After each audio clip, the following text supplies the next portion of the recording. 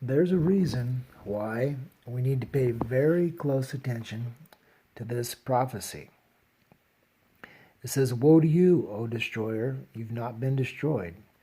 It says, "Woe to you, O traitor, you've not been betrayed."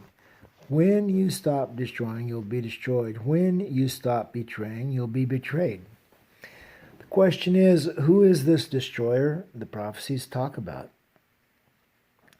I have total, complete confidence this is describing the United States military, because about 20 years ago I watched President Clinton bombing Yugoslavia, American aircraft carriers in the Mediterranean, jets being fueled up and armed and launched off the aircraft carrier at the rate of 400 sorties an hour, about every 3.5 minutes.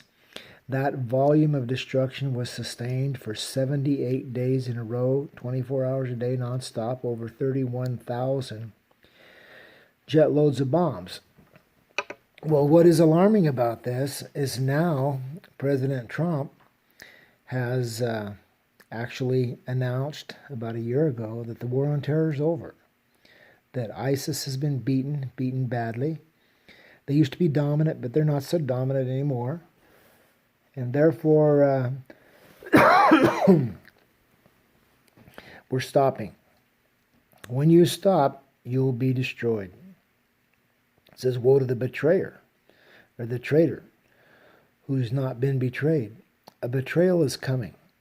China cannot be trusted, neither can the rocket man from North Korea.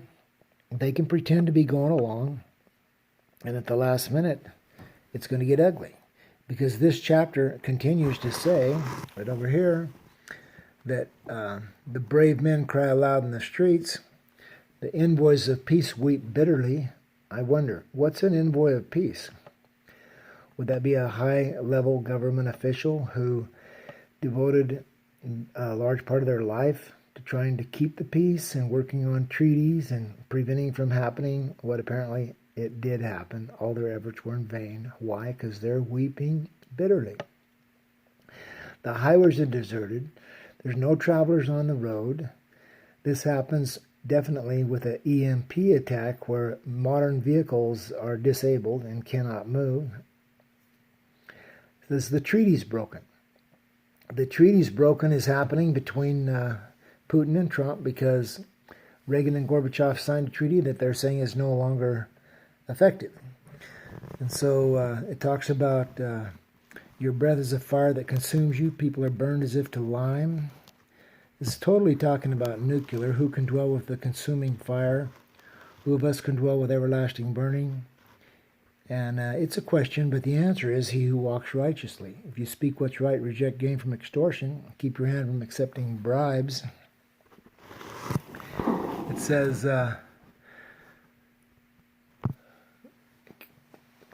stops his ears against plots of murder, shuts his eyes against contemplating evil. This man will live in the heights. His refuge will be a mountain fortress. His bread and water will be supplied. So what's coming is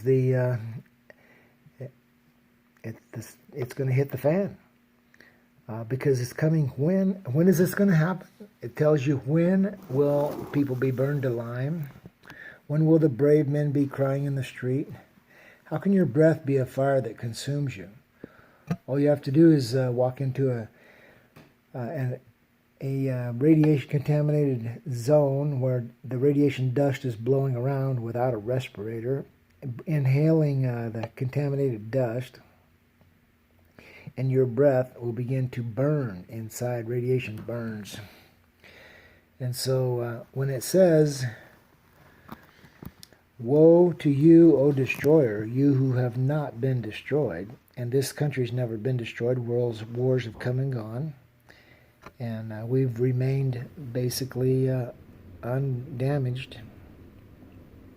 But it says, "Woe to you, O traitor, you who have not been betrayed." When you stop betraying, you will be betrayed. So a betrayal is coming.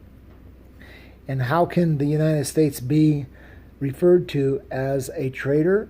When the bombing of Yugoslavia was happening, the news came on and mentioned that the Serbian people had long been allies of Great Britain, France, and the United States, that they fought bravely in World War II along Americans against the Germans.